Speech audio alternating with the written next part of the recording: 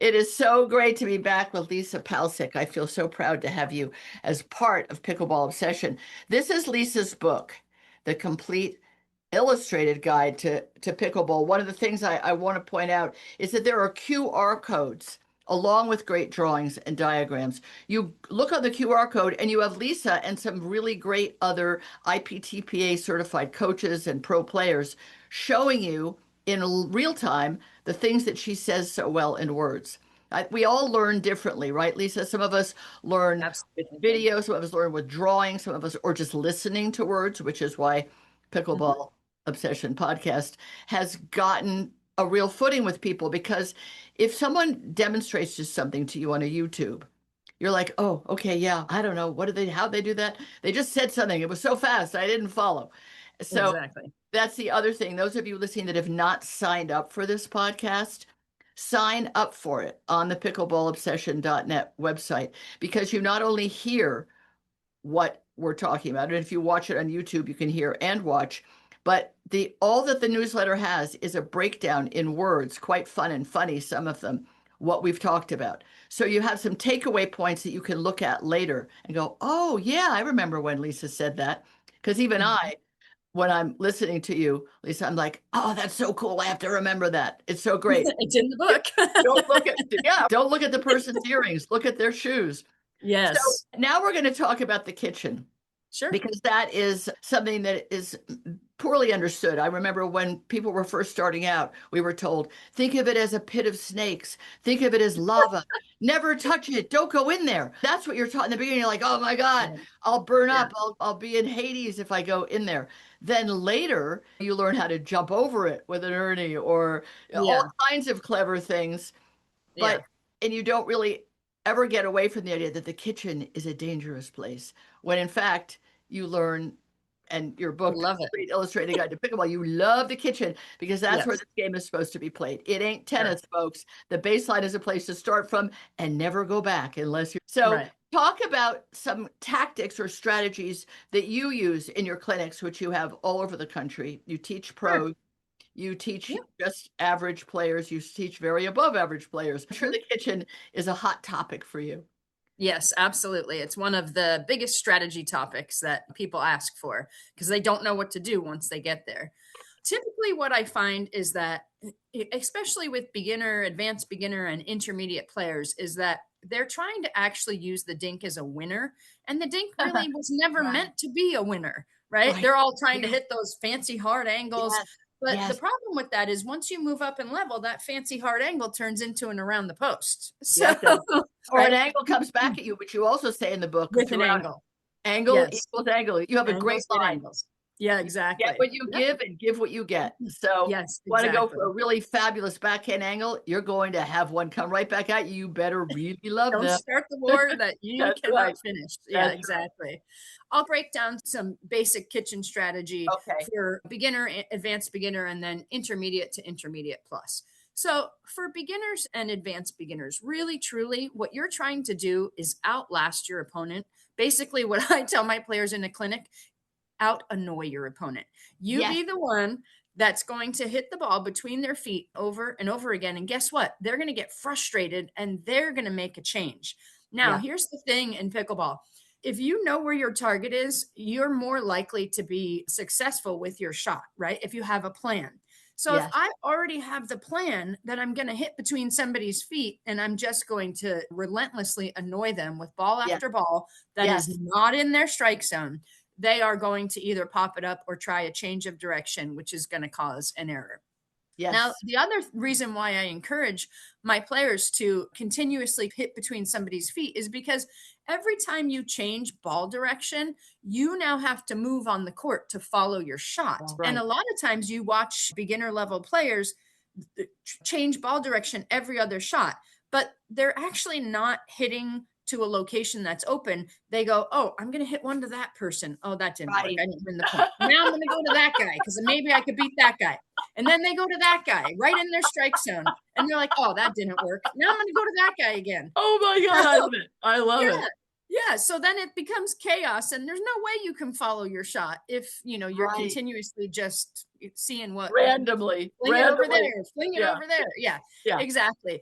So just that consistently, my plan is once I get up there to hit somebody in the feet. Now, I'll tell you what, when I run a pickleball camp, I always offer a free lesson to the person that hits Wow. somebody in the feet the most. Now, they're probably not the one that needs the lesson. I should have That's offered it to the funny. person that didn't, but still, That's I very always make funny. that a thing so that Yeah. everybody's, I hit somebody in the feet. So I give them a raffle ticket once they hit somebody in the feet. And it really, That's we so like, great.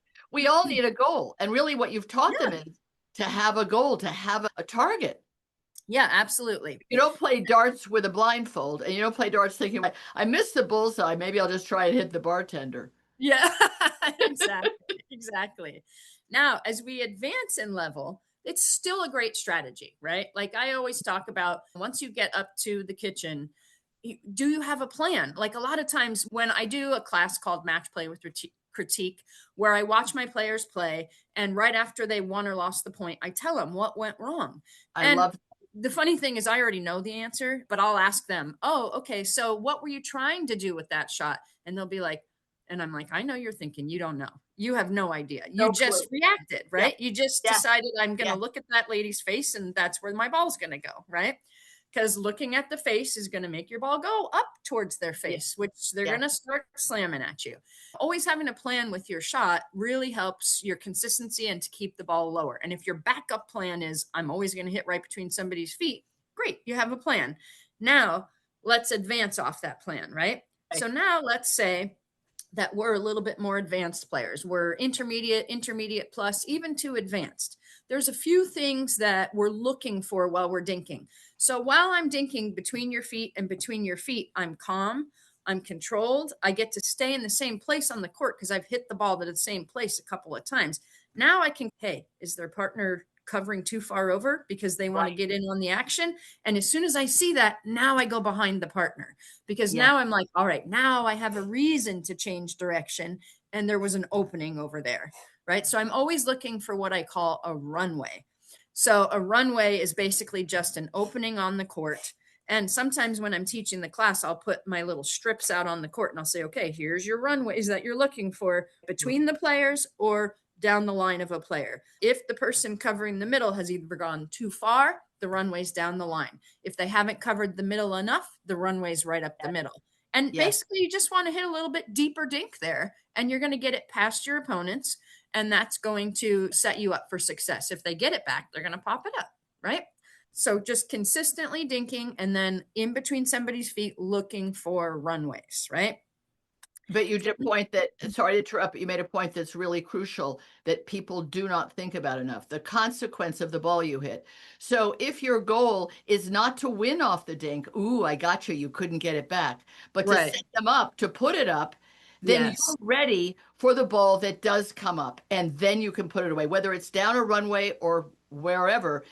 Right. It could be a put away slam, crash, whatever you want to call it. But you Absolutely. had Yeah. to be ready for it and know that you set it up or your Yep. part set it up. You look The for dink that is a consequence. setup. Yep. Yes. And I explain dinking to beginner players as playing chess. You Yeah. don't just get to kill the king on the first shot. You have to set up some shots first. Yeah. Dinking is the setup shots, right? Yeah. So that's how you have to look at it. So we talked about the runways, which is a great strategy, and that strategy can be used at every level, right? Where you're Sure. going to go to a particular spot and kind of look for your openings. Now, I can even move my opponent around a little bit, even though I'm picking on one particular person going between their legs. I might go at their left foot for a little bit or their right foot and kind of move them over and create my own runway, right? That's a lot of precision, Lisa. I I'm know, I know. really working hard for the shoes because I want that free lesson. I want the raffle. It's got to be the left shoe versus the right shoe. But that's why Yeah, it's yeah, a precision game. You could want if you intend it. Your skill yeah, level has to reach exactly. your wish list, but you have to have Yes. a wish list, right? Yes. Now, I always ask my players also, okay, what's your strength? What are you good at? Are you good Right. at hitting a lob? Are you good at speeding the ball up? Are you good at being a consistent dinker? So then I say, okay, now anytime you get the ball in your perfect strike zone, which is typically a little bit off to the side and to your forehand side of the body, a little bit in front of you. When Yep. someone gives me that perfect ball, that's my green light to do something, right? So Yes. now if I notice that my opponent has their shoulders over their toes, or I see the top of their head, or their paddle is down, okay, I got my perfect ball. I'm going to lob Yep. you Yep. because you've indicated to me that you're not going to be able to cover the lob based off of your stance at the Yes. kitchen, right? Yes. So I'll lob them. Or let's say I notice that a player has their paddle in the incorrect ready position and their paddle's down. Maybe I might try a speed up in that case and Yeah. aim for their belly or their shoulder areas, depending on how good you are at it, right? Yeah. So just thinking, okay, I'm going to use the setup dink until you give me the ball in my perfect strike zone, and then game on. Now I get to choose what I want to do offensively.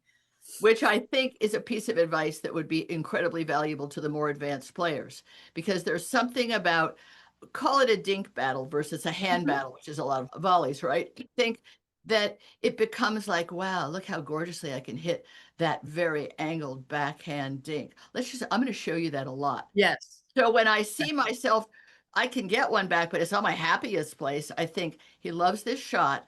I'm not going to give him any more of it because, and for him, that's his happy place, but he doesn't actually have a goal. And that's Right. what I'm saying. You can be really a talented player, upper level player. If you don't have an intention, then you're just doing this kind of, whoa, I hope someone's taken a highlight reel of how great my backhand. Exactly. Exactly. The dink is supposed to set up a put away, set up Right. a change of direction. But Right. some people think if I just keep dinking, and the problem is some of those dead dinks, when you don't recognize that you have an opportunity to do something better or different or awkward and annoying, and you're Yeah. just dinking it back because look, I got it over. The Right. residual idea from when you were maybe starting out, wow, just dinking it all is not that easy in the beginning. Then you've given them basically a gift. Exactly. Don't put the ball in their strike zone for them. Yeah. And that's what I call outside edges, is basically the outer edges of your opponent, which is their strike zones, right? Yeah. So you put it on their forehand outside edge. Guess what? Yeah. You just set them up for success. Yes. The other thing is, you mentioned, don't give a player something that they like or that they're good at. You have to Yeah. figure out what they're not good at. Most players are not good at scooping up a ball between their legs. So that's one that you can assume that most people are going to have trouble with. But then also figure out, hey, am I better than the hands battle with you? So maybe if I am, I would want to speed it up. Or let's say maybe they're not very good at hitting an overhead. They don't go back very well. Okay, I'm going to look to lob, right? Yes. But every opponent's different. So let's say I'm playing a 5'2" person that stands with their shoulders over their toes. I'm going to lob you all day long. Oh, yeah, you I'm are. going to get against 6'2", 18-year-old kid. I don't think I'm going to unleash that one right there. I'm going to eat it. So you have And to, make him every time happy. And yeah, make him so exactly. happy. What Exactly. So, 18-year-old 6'2" guy doesn't love a juicy overhead? That to him is a yeah, meatball. We call a exactly. meatball something that floated up in here. But to a young, Yeah. fit, athletic, tall guy, it's like, give me more of that. I want more Yeah. of it.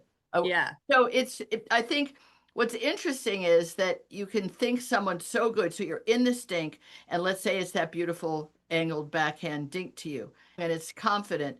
You think, oh God, he's so good at this, or she's really got this nailed, rather than thinking, okay, I'm not giving you any more of that. And you just have to Exactly. change it to their feet or their forehand. Time they switch to, oh wow, a forehand, even if they could be good at it, you've caught them off guard. Right. How many really good backhand cross court angled dinks do you think you should do before you? I know that's a sort of a dumb question, but at Yeah. what point Yeah. do you break that? If they've started it and you're reacting to them, at what point do you stop? After three, four? How many? The answer is, are they better at it than me? And if they are, I'm going to change the ball from their outside edge backhand. I'm going to gradually switch it to between their feet, and then I'm going to move them a little more. Or the fact that I'm going to go to their angle backhand, I now know that the runway up the middle at an angle Right. is open. So I'm going to switch it to between those feet or the runway up the middle if I don't think I can beat them with that backhand battle, right? And depending Yeah. on where their partner's gone, because if their partner hasn't pitched Yeah. in, if they Right. haven't covered the center of the runway, if they've only stayed on their side of the line, like the line, Right. something they can't touch, you should have a runway, And right? the partner really, if I'm going cross court to cross court, the partner should be going back and forth, right? Because Yes, as the ball yes, goes out wide, the partner has to come cover the middle. yes, And then yes, as the ball comes back to me, they have to come cover their line. exactly. So if they're not doing that, something's open, Yeah, right? If they're the just camped out in the middle, the line's open. exactly. If they didn't follow all the way to the middle, then that middle's open, Yeah, right? yeah. And You then have to look for it. You have to know to look for it. yeah, and then the other shots I talked about, like the lob and the speed up, right, Yeah, or flicking right at their yeah, body. I always teach my players that those are disruptor shots. They're like if they that win one. you the point, that's great, but you have to stay ready after you hit that shot for the ball to come back. Hopefully, it's coming Yeah, back weak, and then you finish it off. So it's like a 1-2 situation where, all right, I'm going to lob you, pull you off the court a little bit. Weak reply. Now I'm going to attack you with that offensive volley at your feet or the flick. absolutely right.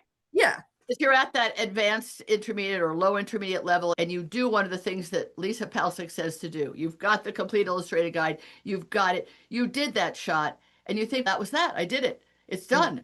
No, Don't admire it. You got to that's stay not ready. the end. That was not a shot. That was setting Right. yourself up for the winning shot. But you're so Exactly. proud and elated that you actually did something intentional. Oh, because that Yeah. ball's coming right back somewhere, and you have to have that paddle up and ready. Exactly. Or down if they're going to hit that lob down at you. Either way, Yeah. it ain't over till it's over.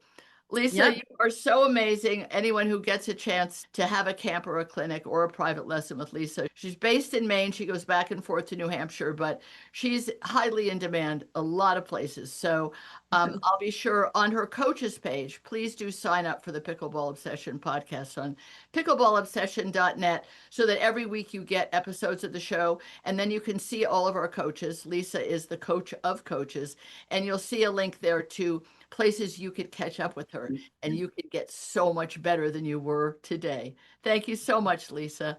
You're welcome. Thank you.